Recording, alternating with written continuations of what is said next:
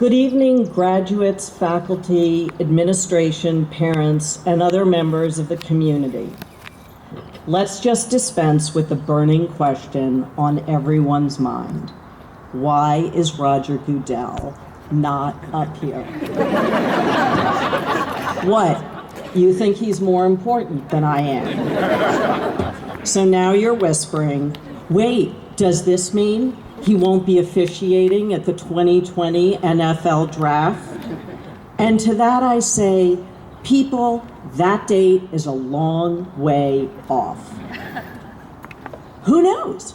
Maybe it will be Roger.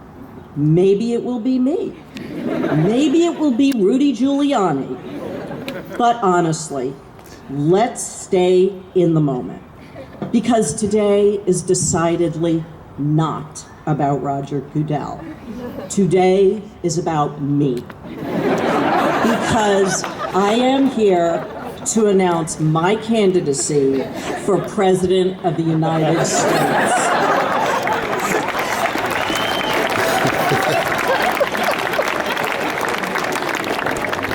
Big day for me, big day for you, big day for America. 5 minutes ago, I checked how many contenders I'm joining. We're up to 24. By the time this ceremony is over, surely a couple more Democrats will have thrown their hats in the ring. Why have I traveled to Bronxville for this momentous announcement? The optics, of course.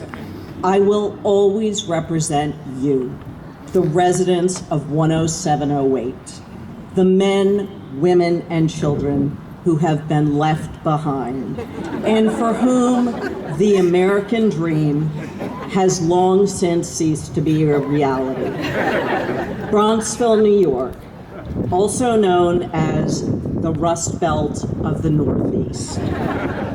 A village with a decaying infrastructure, foreclosed real estate, and most tragically, a school in hopeless disrepair. The Bronxville School is crumbling, as evidenced by both its physical plant and its lack of academic achievement. For the vast majority of Bronxville high schoolers, graduation is but an aspiration. And while you Bronxville parents despair that a bright and decent future for your children is hopeless, I alone can and will bring change. Class of 2019, listen up, because I am about to pay you some pretty serious compliments.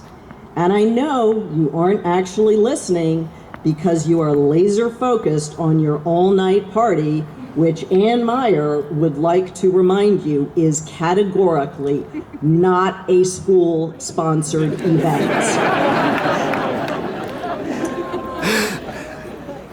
You don't accept the offer to give a graduation speech if you don't feel an immense affection for those receiving their diplomas. Here's what I've observed over 13 years. You are energetic, you are witty, you are self-aware, you are kind, you are clever, self-deprecating, and you are well-mannered. Sometimes I've liked my children's friends more than I've liked my own children. When I see you in groups or individually, you stop to talk, you ask and answer questions, and you do it patiently and with the appearance of sincere engagement. I'll never know if you are interested in our chats, but the fact that I thought you were augurs well for your future. You will meet a lot of people in whom you have no interest. Give them your undivided attention. It goes a long way. Of course, I've known many of you since kindergarten. The friendships I've witnessed are extraordinary. You have been driven and competitive academically and athletically, but unwavering in your support of each other. I saw you celebrate college acceptances and console disappointments. Mostly I saw you root for each other over and over. I've been so touched to see how quickly new students have been folded into your class. Year after year, your grade has been made stronger by those who have joined later on. One of my favorite memories, December, many years ago, time to put up the Christmas tree, the most odious of tasks, and one that requires at least 2 people. I have no idea how, but when the time came, both my children had, of course, made themselves scarce. For all I know, they were crouched in a closet watching the 100th rerun of The Office. But when I needed them, they knew to hide. As I looked glumly at the tree on the floor, I gazed out the window and saw 2 strapping Bronxville boys. Seeing the opportunity to employ child labor other than my own, I took advantage of the enthusiastic, well-mannered boys that I knew they were, and I called, "Hi, can you lend me a hand?" It was snowy, and up my steps they tromped with big smiles. Within 5 minutes, my tree was standing. I implored them to have some hot chocolate, but no, they needed to be on their way. Their last words were, "Thank you so much." I've had countless thank yous from this class over the year. I've even had the experience of walking into my house to find many more of you than I might have expected or even wanted. And yet, almost every one of you immediately thanked me for my hospitality. I had not actually extended an invitation, but you were canny enough to thank me before I could suggest that you leave. You have figured out that a winning smile and a warm thank you will go a long way. I am going to miss this class a lot. We all are. It's hard enough to see my daughter go. Do all of you need to leave as well?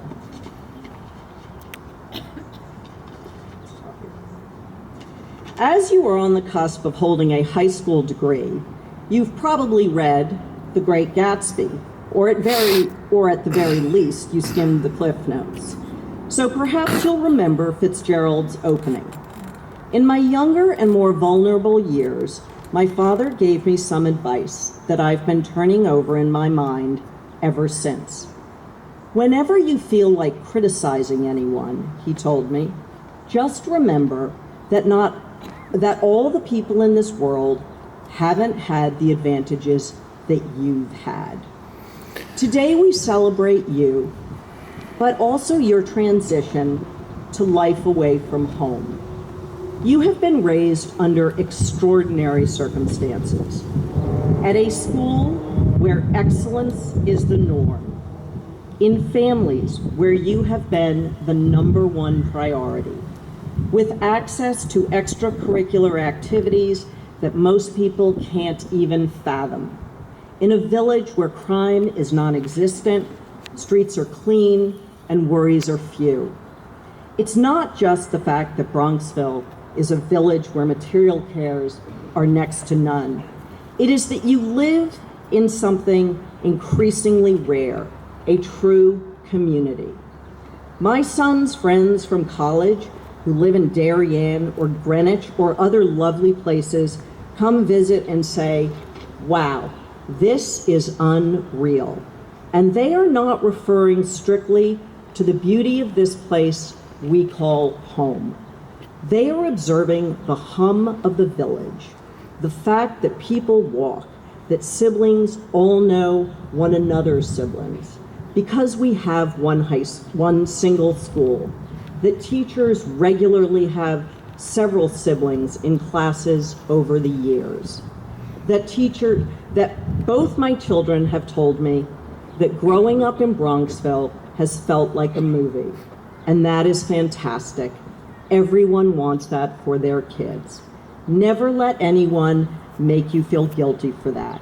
But as you move through life, just remember that all the people in this world haven't had the advantages you've had. The biggest advantage you all have, you have been primed from day one to go to college. You may have butterflies, but basically know what you are getting into because you are on an expected path. Your parents likely went to college, and it has never been a question of whether you would go to college.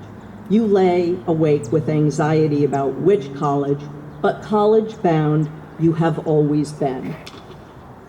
However, as you embark on the next phase of your life, you will come across people whose lives have barely prepared them for the next 4 years.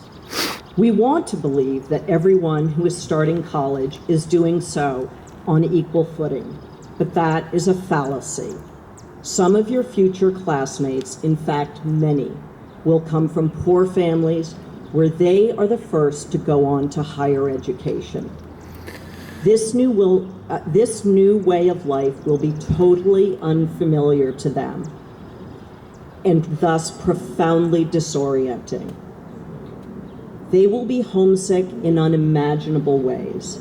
Many of these students will have next to no pocket money. Splurging on pizza is not something they can afford. They will be anxious about the cost of textbooks or warm clothes if they are coming from the south to the north. They may not be able to fly home for school breaks. Many were the stars of their high schools because they are indeed incredibly bright, but they have not had the college preparation that you have had. They will see students like you and wonder how you move so confidently among the trappings of a university. They may understandably feel resentful of you. They will see you get better grades than they do, and yet they are working twice as hard. Try not to feel superior. Some won't be able to cope with the enormity of the change in their lives and will have to leave. And that is a tragedy because those students stand to get the most out of a college degree. Almost all of you will see mental illness rear its ugly head and take down perfectly bright and functioning students. If your roommate is sleeping all day, he or she is unlikely to be lazy and more likely to be clinically depressed. You will witness students become addicted to alcohol and drugs. And every time you see that, just remember that all the people in this world haven't had the advantages you've had. Recently, I was reflecting on why graduations can be so emotional. More than anything, a graduation is a mark along the long arc of life. I think we feel such intensity at seeing you graduate today because we are so overwhelmed by our good fortune. As parents, we marvel that we are among those who have children who are able to celebrate this milestone. Not all children do. We marvel that we too are here to see this day because not every parent is. We pause together to witness something beautiful, the universal passage into life's next stage. It is an awe-inspiring moment, and one that you won't likely feel the magnitude of until your own children are here. There is so much to celebrate today. Our graduates, for one. The mere fact that you made it through junior year is to be applauded. And I think I speak for every parent when I say the fact that we made it through your junior year is nothing short of miraculous. As parents, we are incredulous that this day has come. We are also sad to see you go, but excited for your next stage. A special congratulations to our faculty and administration who have chosen a profession that is unglamorous and underpaid, but more important than any other. Without you, there would be no Bronxville. This is one heck of a great village, and today we come together to celebrate everything it has given us. And as we rejoice in this moment, let's remember that not everyone in the world has had all the advantages we have. Thank you.